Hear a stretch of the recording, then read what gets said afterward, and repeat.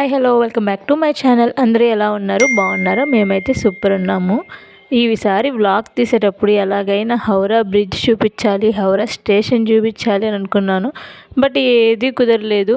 అంతే, మనం అనుకునేవన్నీ జరిగితే ఇంకెందుకు లైఫ్ చెప్పండి.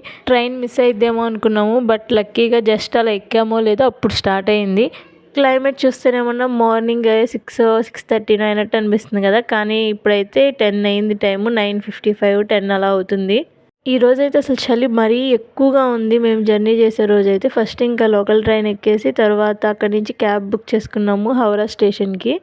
మేమున్న ఏరియా నుంచి హౌరాకి రావాలి అంటే మినిమం 3 అవర్స్ పడుతుంది. లోకల్ ట్రైన్లో ఏమన్నా 1.5 అవర్ పడుతుంది. మళ్ళీ అక్కడి నుంచి ఇక్కడికి ఒక 1.5 అవర్ పడుతుంది. లోకల్ ట్రైన్లో సిఎల్ దాకా వచ్చి సిఎల్దా నుంచి హౌరా దాకా క్యాబ్ బుక్ చేసుకున్నాము. టైం అయిపోయింది, లోకల్ ట్రైన్ దగ్గరే చాలా టైం అయిపోయింది అని చెప్పేసి ఇంకా క్యాబ్ అయితే బుక్ చేసుకున్నాము.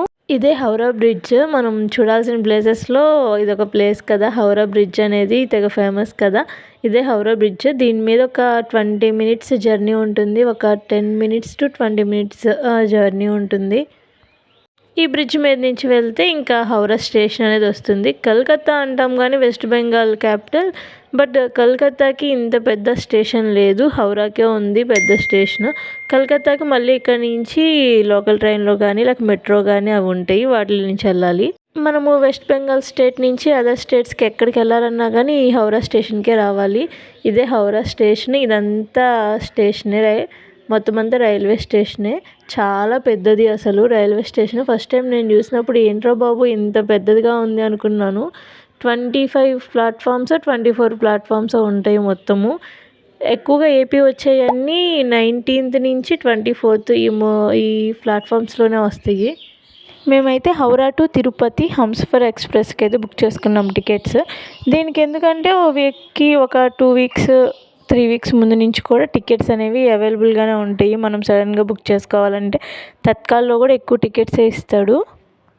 మేము అనుకున్న జర్నీ డేట్ వేరు, ఈ డేట్ వేరు, కానీ సడన్గా తత్కాల్లో బుక్ చేసుకొని రావాల్సి వచ్చింది కాన్ఫరెన్స్కి వెళ్ళడానికి అని.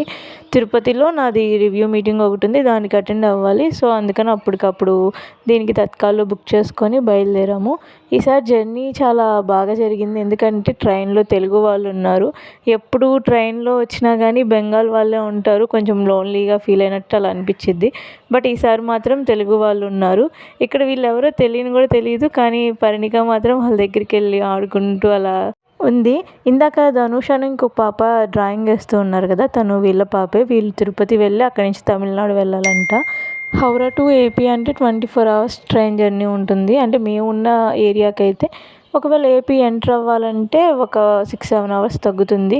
మేము ఉన్న ఏరియాకి 6-7 అవర్స్ జర్నీ అయితే పెరుగుతుంది. ఇంకా మార్నింగ్ లేచేసాము. ముందు రోజు ఆఫ్టర్నూన్ ఎక్కితే సాటర్డే ఆఫ్టర్నూన్, సండే మార్నింగ్ అయితే లేచేసాము. ఇంకా లేచి అలా క్లైమేట్ చూస్తూ ఉంటే ఇంకా అందులోకి పర్ణిక కూడా లేచేసింది. మేమైతే ఒంగోలు దాకా బుక్ చేసుకున్నాము టికెట్స్, ఎందుకంటే ఇది చీరాల్లో స్టాపింగ్ లేదు ఈ ట్రైన్కి. సో ఒంగోలు దిగి ఒంగోలు నుంచి మళ్ళీ బ్యాక్ చీరాలు వెళ్ళి చీరాల నుంచి మా ఊరికి వెళ్తాము. ఇంకా ఒంగోలు స్టేషన్ రాబోతుంది. మా వాళ్ళందరూ అయితే బ్రష్లు చేసేసి టిఫిన్లు చేసి అందరు రెడీగా కూర్చొని ఉన్నారు. నేను పిల్లలే వెళ్తున్నాం కాబట్టి సో మమ్మల్ని పిక్ చేసుకోవడానికి మా నాన్న అయితే వచ్చాడు స్టేషన్కి, ఒంగోలు స్టేషన్కి. ఇంకా అక్కడి నుంచి ప్యాసింజర్ ఎక్కేసి మళ్ళీ బ్యాక్ అయితే వెళ్తూ ఉన్నాం చీరాలకి. ఇంకా అమ్మ వాళ్ళ ఇంటికి అయితే వచ్చేసాము. మేము వచ్చిన రోజు అమ్మ పనికి ఉంది. సో మేము డోర్స్ ఓపెన్ చేసుకొని మేమైతే వచ్చేసాము. డాడీ ఉన్నాడు కదా, తన దగ్గర కీస్ ఉన్నాయి.